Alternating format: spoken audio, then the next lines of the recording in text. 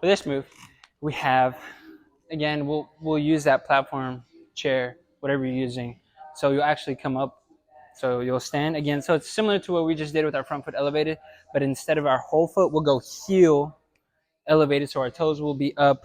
So go ahead and place a heel, almost like a plie. Is that what it's called? Like a like one of the ballet, like a ballet stretch. You probably have seen something like this. But so go heel. So you'll straighten. Think about straight. There you go. Okay. So in this position, now you're gonna bend that back knee. Except if that's comfy, if that's comfortable for you, ideally, so rotate, yes, rotate the toes forward, knees forward.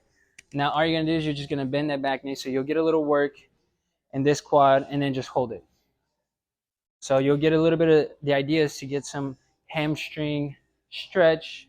Nothing too crazy about it. Think of it like a passive stretch where you're here, right? She's doing a great job, but also remember, wherever the toes are pointing, ideally you'd want that knee to point the same way. So if my foot's facing out, my knee should go out with it, right? Just to keep everything stacked as far as the joints go. But here, so bend the back knee as much as you want while stretching or getting into a more active stretch down. Maybe you want to touch your toes. Maybe you want to just kind of play with some ranges of motion here, and then just kind of hang out there. And then obviously what you do, the one side you'll do to the other, and then just take your time. So have some fun with some of these reaches, the positioning of the foot. So relax the toes. Okay, now go ahead and do your stretch. It's okay, now pull the toes up.